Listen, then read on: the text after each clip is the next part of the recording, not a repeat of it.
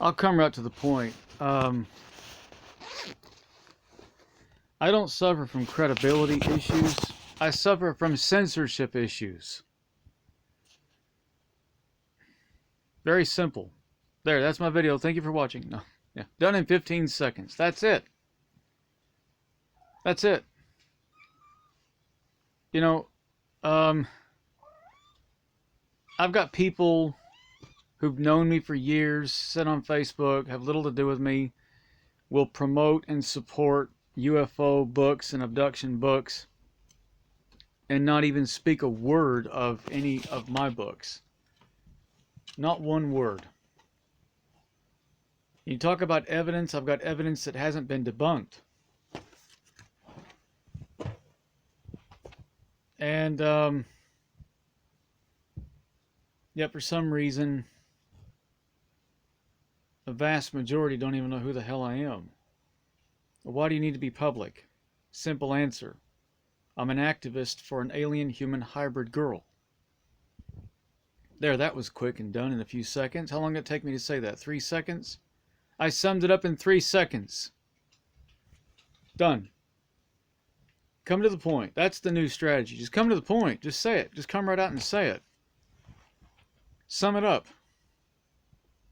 There it is. The books I write talk about her. It's all part of the activism. Oh, and another very off topic. My last video I said I wouldn't bring up that lady again. I won't. But I will bring up something that I would like to clear the air on.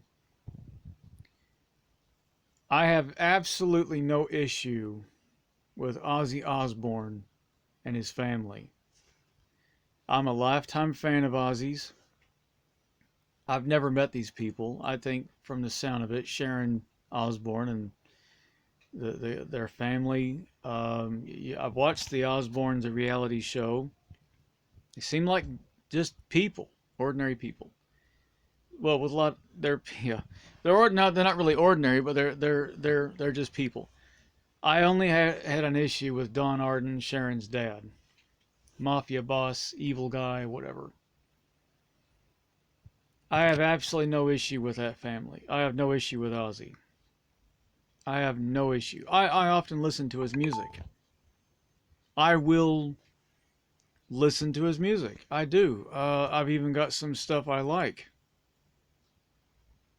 I don't know them. They'll never know who I am. They'll never see this video. It doesn't matter. I have absolutely no issue with that man. None whatsoever. I heard about his abused past here in Great Britain. I'm in England, here in England. His music speaks volumes about his past.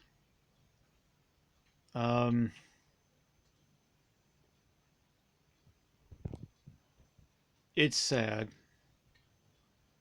I mean, we live in the 21st century here in England, and there's still some issues that go on that I know America has its own issues. But there's still stuff that sadly happens. Bullying is still a big part of in parts of this country of kids, each other. It does happen. And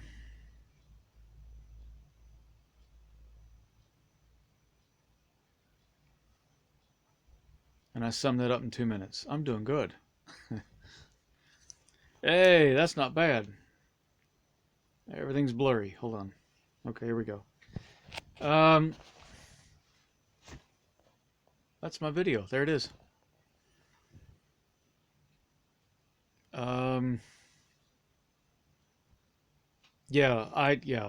It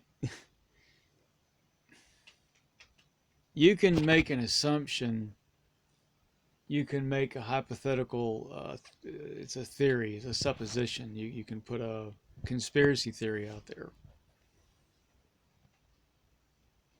If there's even a shred of evidence of a cover-up in the United States government and the UFO community, and there is, Admiral Wilson, look up the Admiral Wilson documents that were leaked from the Pentagon. Clearly there is a black ops program, a cover-up. If there is so much as that much evidence is out there, and that's all you need, and the word cover-up comes up, so they're lying to the public. They are covering up a hell of a lot of stuff about this. It's not that difficult to draw the next conclusion. And you would be so naive if you believed that the UFO community did not have intelligence agents, intelligence operatives working inside of it, even probably passing themselves off as alien abductees and well-known researchers. There are going to be people with a vast celebrity following. These are people that are going to have a lot of support. They're going to have names, and you have to ask yourself, how can anybody become famous in the UFO community? How do you become a prima donna in this? And a lot of these people have absolutely no backing evidence. So who's supporting them? As an investigator, you simply follow an old technique called follow the money. Who funds these documentaries and these TV shows that interview these abductees? Who's funding the well-known researchers? Where does the money come from? Follow the money. And you find any government source in any way at all, there it is. There's your evidence. You don't have to be Sherlock Holmes to see this. And somebody comes along with irrefutable evidence that can't be debunked, along with a story, along with a claim of connection and contact. In my video, I'll say it, I've said it before. I have contact with an alien-human hybrid girl. Not in my mind do I imagine it. It's nothing like that. I have video, photographic evidence, as well as electronic voice phenomena. Digital recordings of her speaking to me in her own voice, the same voice, not using a spirit box, using an ordinary recorder in a quiet room. And it's not a few tiny words you have to listen to. It's right there in the room with you. So much so, I decided I was going to sit down and start writing another book called Benico the Diamond. It would cover all this contact with her, backed by scientific evidence. That she's not a departed human girl or spirit or aberrant entity of some kind, or something like that. That she is in fact who she claims to be. Backed up by supportive pictures and videos I've put up on this channel, in fact, of UFO sightings that correspond to the recordings I have of her around the time of those UFO sightings that you've seen right here on my channel. Now, there are people out there right now who are very well known, well, not naming names, who have no supportive evidence. They're out there, they're well known and making a hell of a lot of money at what they do. Why? Because they have press agents, because they have talent scouts, because they have people that they have professionals that sit there and promote these people. Well, you should all be asking yourselves that question. Why? When there is no supportive evidence of any kind on some of these people. There's people who've written well-known books, who've been around for 30, 40 years, who've had some of their books turned into movies about their UFO alien encounters and have absolutely no supportive evidence. They should have had at least a tape recorder, a camera with them. This technology's been around for a long time. I go out there with whatever I've got in my hands and try to record and document things. Why didn't they?